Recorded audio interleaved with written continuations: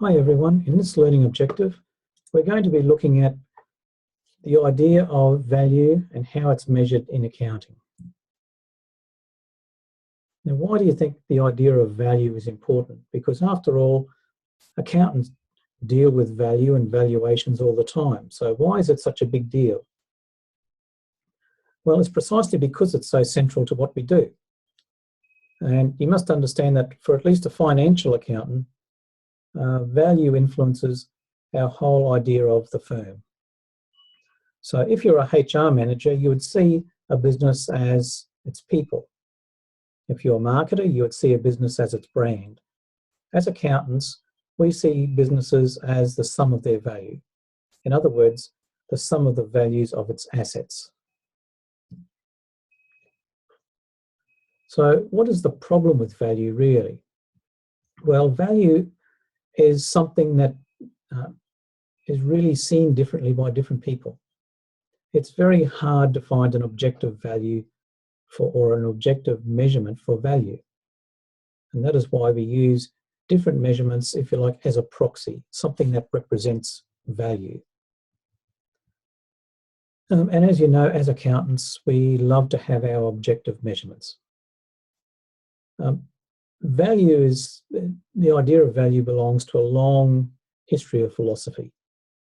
In a philosophical argument, we would refer to it as a metaphysical thing. That is, something that exists beyond something's physical state.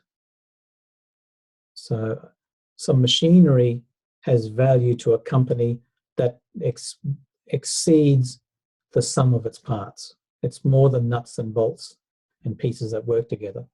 It offers something to the business that is beyond its physical state. And that thing that is beyond the physical state we refer to as value. So it's a complex idea. If you find it rather bewildering and confusing, join the club. It's been confusing accountants for many decades, and in fact, for centuries. It's been, as part of metaphysics, it's a branch of philosophy that's challenged the brightest minds in history. So you're in very good company. So how do we accountants deal with value? Well, we follow some simple rules. We like to be objective. So even though value is really something that's hard to pin down as objective, we tend to use measurements as proxies for values. We like to be consistent as much as possible so that the elements of the financial statements can be compared. So assets here can match assets somewhere else. We also like to make sure that things within the financial statement can be compared so that this asset can be compared to the other asset and so on. We call that additivity. We like to follow generally accepted methods or principles when we approach the measurement of value. And above all, we like to tell a good story. So the idea of measuring and reporting value can have two consequences.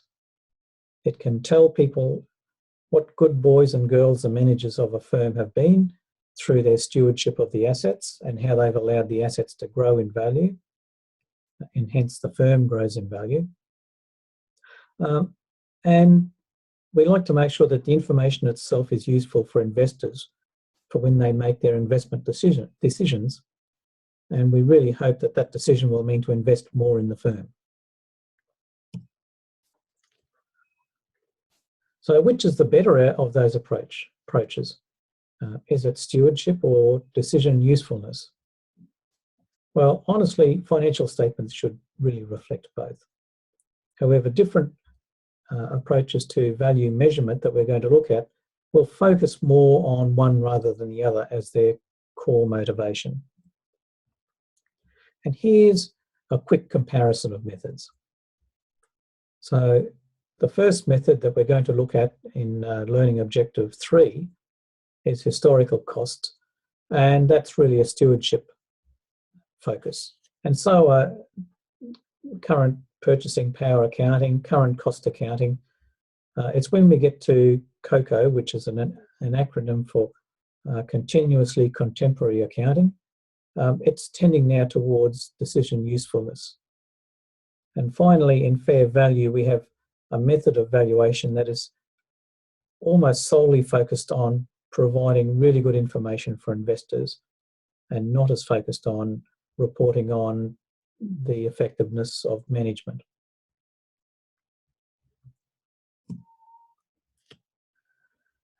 What are the various bases for measurement?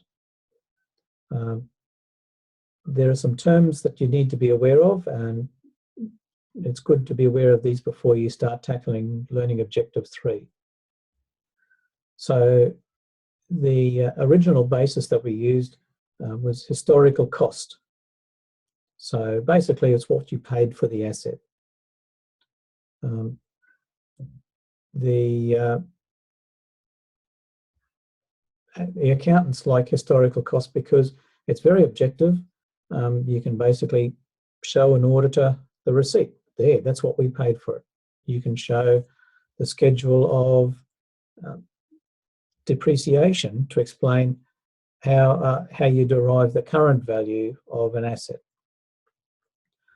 So accountants like it. According to accounting theory, investors don't like it.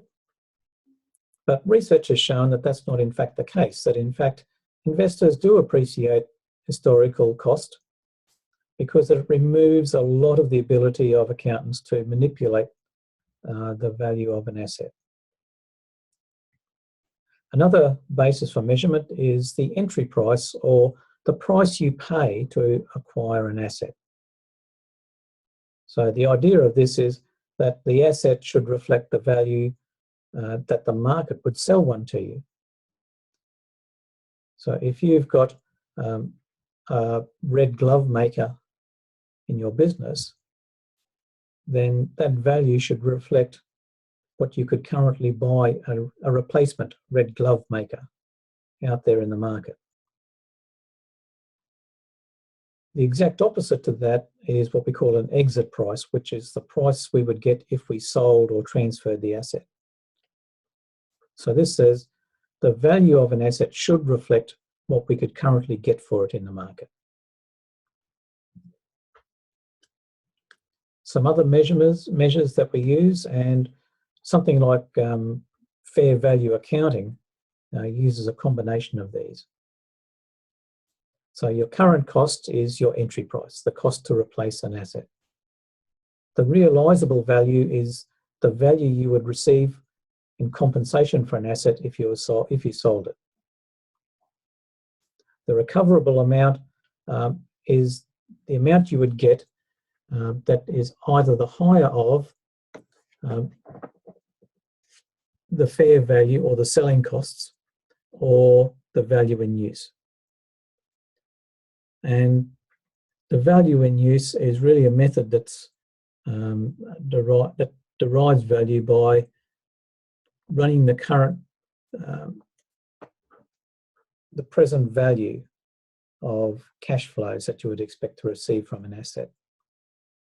And finally, there are deprival values, which represents the loss the firm would face if it was suddenly deprived of the asset.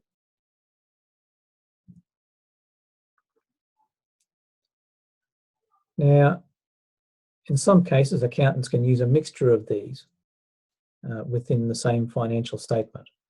And in certain circumstances, certainly our accounting standards do allow that. However, there are problems with mixing up your measurement types because you lose a lot of advantage of comparison.